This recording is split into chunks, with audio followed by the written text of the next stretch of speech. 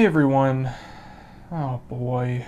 The Idol is the newest creation from visionary pedophile Sam Levinson, and the latest example of a musician trying to act but failing miserably, Abel Tesfaye, The Weeknd.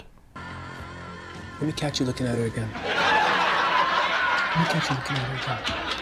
Let me catch you looking at her again. Oh, I'm sorry. Let me fucking catch you looking at her. Fucking drag you down with her. Cringe. Fucking ass. This series has been the center point of a lot of controversy. It's been hard to ignore it or avoid it.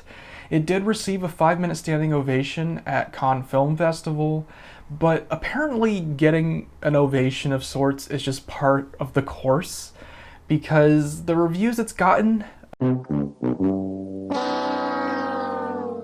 Now, The Idol is a series that's been on my radar for quite a bit because, one, it's Sam Levinson, who we'll get into in a minute, and two, it's The Weeknd, who is one of my personal favorite artists of period.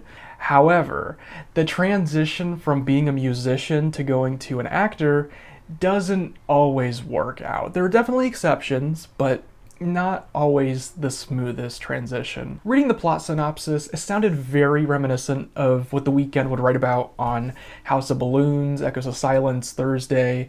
Music that I still really enjoy, but when I go back and look at the lyrics, some of it can come across a little predatory and uncomfortable, to put it lightly. So knowing that this would essentially have a live action form, I knew this would be a controversial show as soon as it was announced, and of course, knowing it was Sam Levinson, I knew he would ramp the controversy up to 11. I think that sometimes things that might be revolutionary are taken too far. Mike, we need some music that matches the vibe. Eyes over here, man. This video isn't necessarily to comment on the show right now. I more so want to focus on Sam Levinson, because I have my complaints. I do think, as a director, regardless of what you think of the content of his media, as a director, he is fantastic. He has a really great eye for visuals. There's no denying that. When it comes to writing, he kind of comes across as an edgy teenager. If you've been around the channel at all, you'll know that Euphoria is a show that I've really admired. I love the first season. I think it's fantastic. I think the special episodes are also really great. I made weekly content as episodes were coming out for season 2, but if you've been around the channel, you may know that I did not cover the last 2 episodes of season 2, and the reason for that is I was just incredibly, just horrifically disappointed. I've always kind of imagined that when Rue gets really high. Even though many of the elements I loved about season 1 were still intact, predominantly the visuals, the performances, Queen Z is still fantastic, and the score by Labyrinth, which is once again fantastic.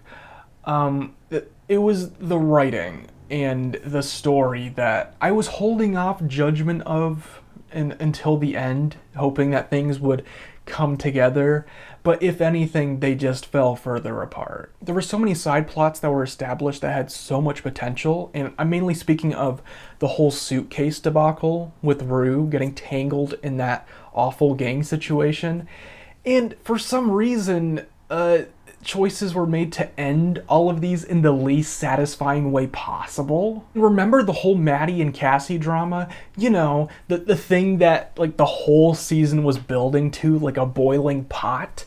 It was resolved in maybe a minute of screen time for the actual fight, and then it was mostly off screen? What?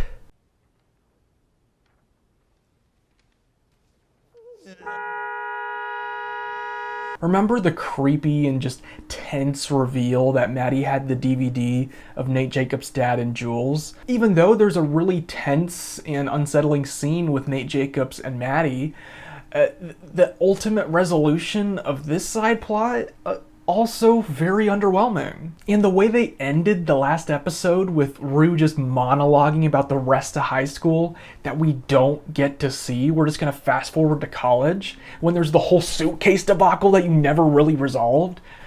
Are we serious? And I haven't even mentioned the characters that Sam decided to sideline in this season, like Kat, who has absolutely nothing to do, and McKay, who is in like the first episode, and that's kind of it.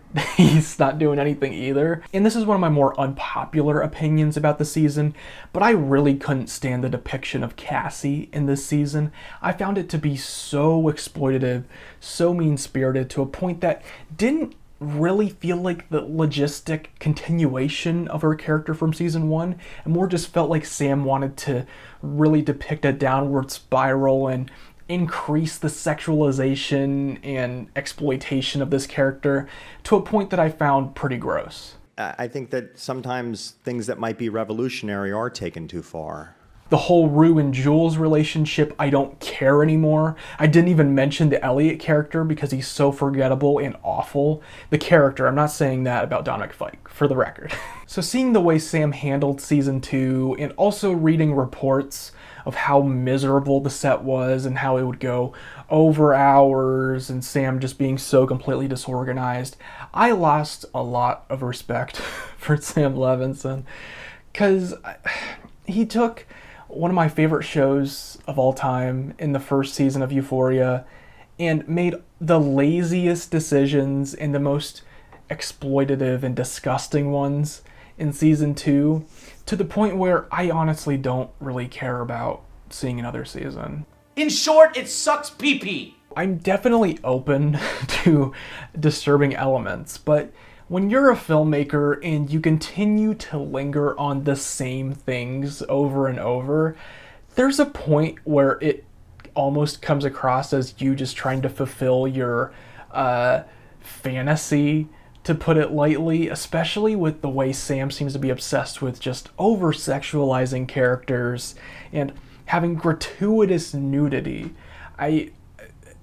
There comes a point where it's like, okay, Sam, just calm down a bit. To really drive home this point, here are a couple of films that I really love. Audition is fantastic and very disturbing. Climax and Enter the Void, 2 Gaspar Noé films that are fantastic examples of cinema. We have Spring Breakers, which is actually a pretty good comparison to The Idol, since a lot of people find this to be exploitative and creepy, but I find it to be a brilliant satire of Gen Z and spring break culture as a whole. And who would I be if I didn't have Solo, the ultimate satirical film? I mean, come on. And then, the most disturbing film I've probably ever seen, Gun Self-Defense for Women. But something to note about these filmmakers is Harmony Korine, who made Spring Breakers. What did he do after making Spring Breakers? He moved on to The Beach Bum, something that is not exploitative and creepy. What did Gaspar Noé do after years of French extremism? He made Vortex, like a really patient, beautiful film.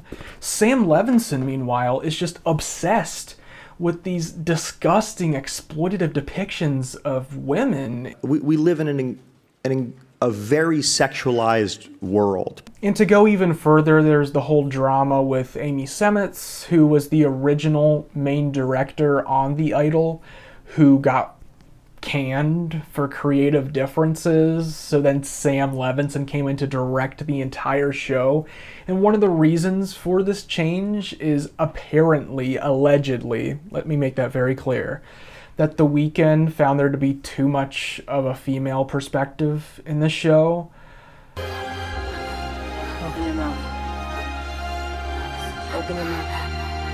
This trend of giving filmmakers who routinely make productions of movies or shows opportunities to continue making sets miserable for people, this trend needs to stop. We had it with Bryan Singer when he was making X-Men Apocalypse and other movies, and of course other alleged things Bryan Singer has done. But now we have Sam Levinson continuing to make sets just miserable. And I understand everyone works different, but when it's impacting the quality of your shows, like it did in Euphoria Season 2, and like it has apparently done for The Idol, that's when it needs to be resolved. That's when we need to stop. The content itself has become very regressive and unsettling, but not in an effective way. Unsettling in a tasteless way. Sometimes things that might be revolutionary are taken too far.